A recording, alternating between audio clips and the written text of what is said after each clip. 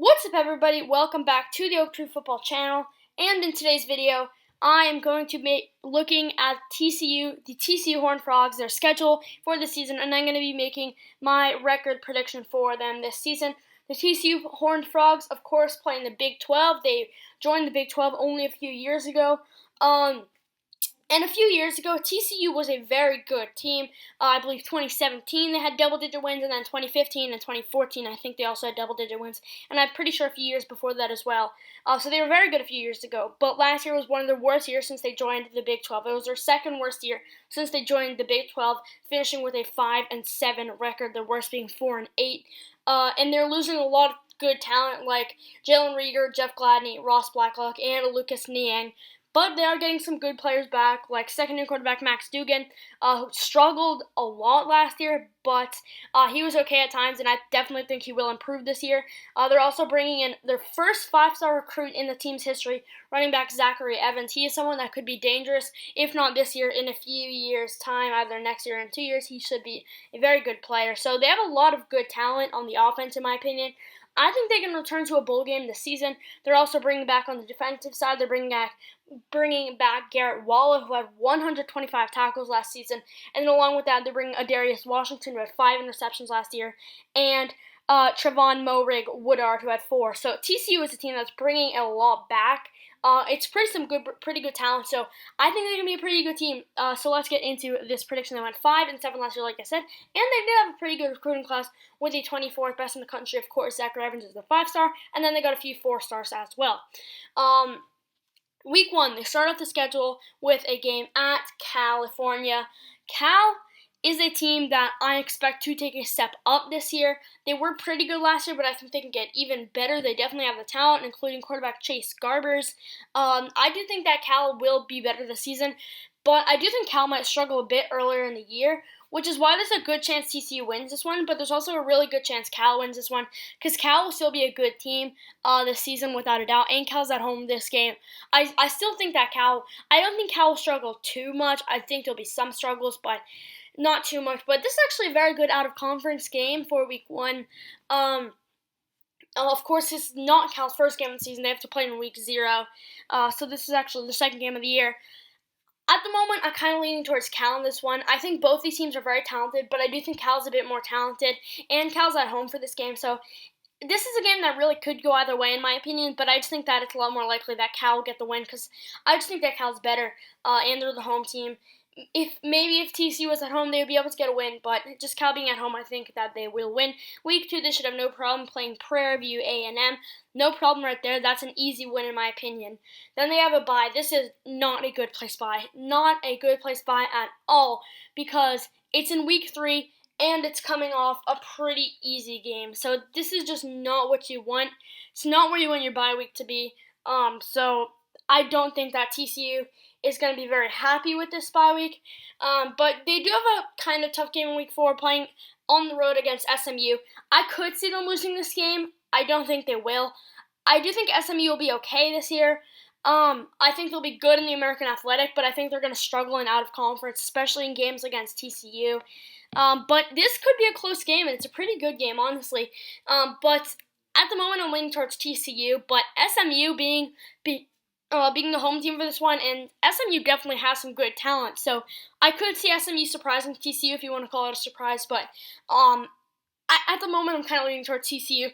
Like I said, though, would not be surprised if SMU gets the win there. Week 5, this is a very interesting game against Oklahoma State.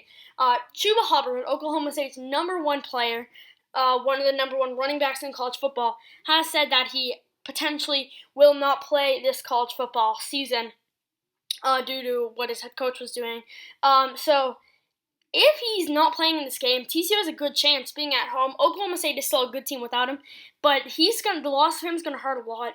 But I kind of do feel like he will play this season. Maybe he'll skip some games, but maybe he'll be back at this point.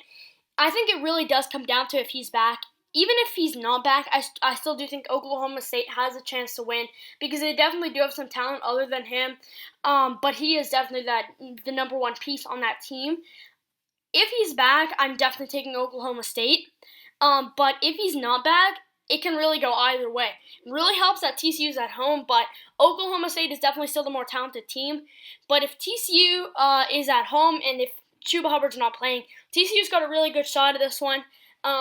So it's just a tough game to predict because you don't really know if Chuba Hubbard's going to be back. If he is, definitely Oklahoma State. If he's not, still probably Oklahoma State, I would say, but it could still be TCU. That's a tough game to predict right there. Week 6, this one might not be too tough, I don't think. It's at West Virginia. West Virginia is just not a good team, in my opinion. They were good a few years ago, just weren't that good last year, and I think they're going to be not good again this year. Will Greer, since he left a few years ago, they just were not great last year. Probably won't be good again. Even though this is a road game for TCU, I think they should get a pretty comfortable win in that one. Week 7, Kansas State. This could be a tough one. Kansas State is a very, very underrated team.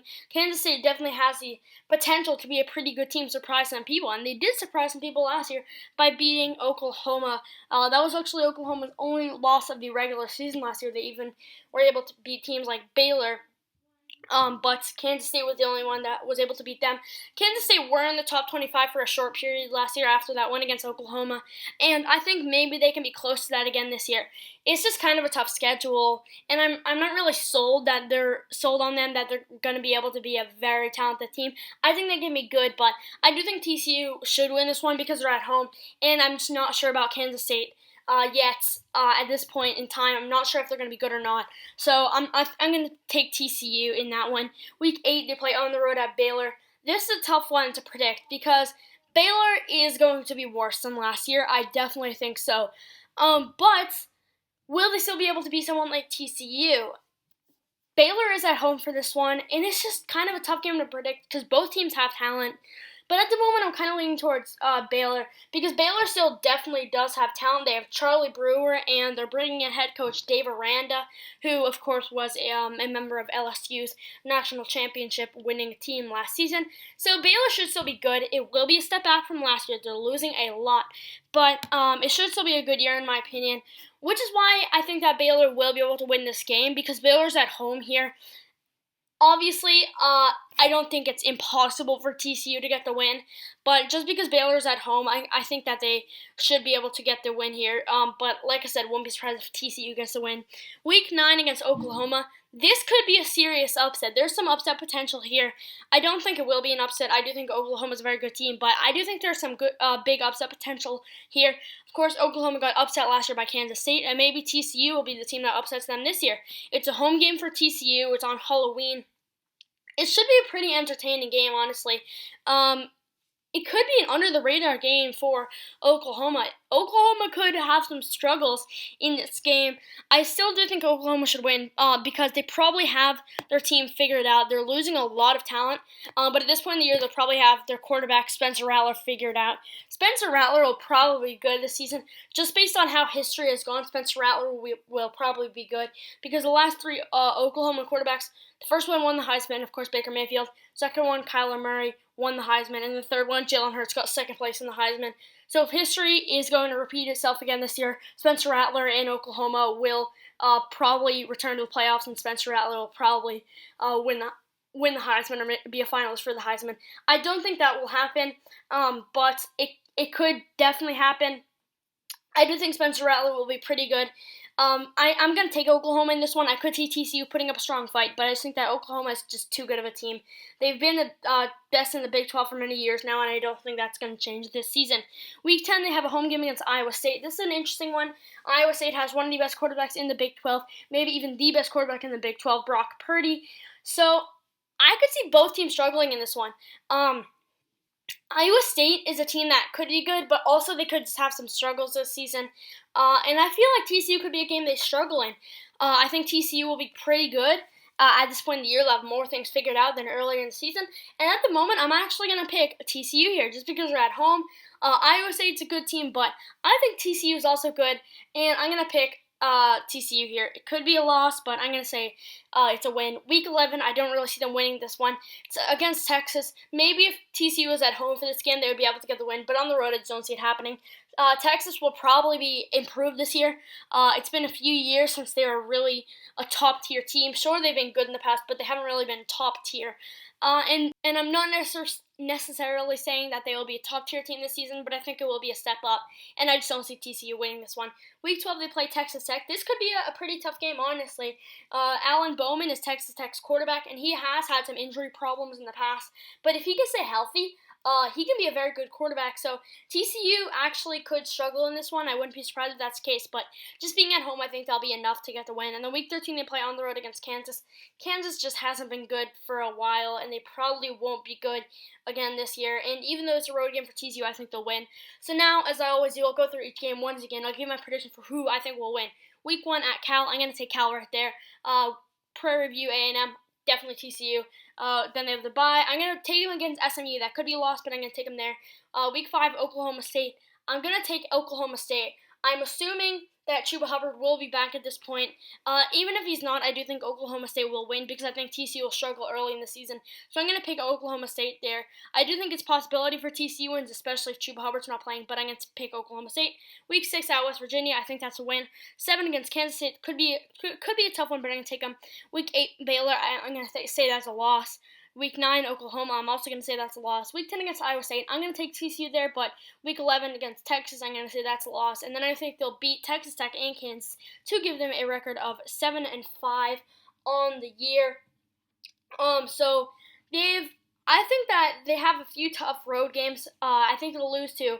I think they'll definitely lose to Texas. Even though Texas isn't the best team in the Big 12, in my opinion, just being on the road, I think will be too much. I do think they will lose to Cal because it's earlier in the year. I think TCU will struggle earlier in the year, and Cal's the home team for that one. And then I think they will lose to Baylor just because Baylor is a home team. I think they're pretty similar on talent, but just Baylor being at home, I'm going to take Baylor there. And then I think they will lose to Oklahoma because Oklahoma is just dominant every year in the Big 12. And I'm going to take a loss for them against Oklahoma State. They could win. It really depends on Chuba Hubbard. If he's back, it's definitely going to be Oklahoma State in my opinion. But if he's not, it could be a close game. And then some other games that they could lose. At SMU, definitely could lose that one. But they're coming off a bye, so I think they'll win. They could lose Iowa State. Iowa State's could be a pretty good team this year in my opinion, so they could lose there. They could lose at Kansas State. That's one that people aren't really talking about. Kansas State could surprise them. And then they could lose to Texas Tech, another one that could surprise them. So there's 9 games I could see them losing this year. I don't think they'll lose all 9 of them. Worst case for me, probably 4-8 or 5-7. If the talent just doesn't really work out, if Max Duggan just doesn't play well, if these guys just don't play well, it could very well be a 4-8 year. But if it works out, this is a team that could beat Oklahoma State. They probably won't beat Oklahoma, but they could beat Baylor. So they could be a 9-3 team, honestly, if everything goes right. But I think it will be a step up for TCU this season. So these are my thoughts on the TCU Horned Frogs. What are your guys' thoughts? Tell me in the comment section below. If you enjoyed this video, don't forget to leave a like. And if you are new here, feel free to subscribe for more daily NFL and college football content. Thank you for watching. I hope you enjoyed. And I'll see you guys in the next video.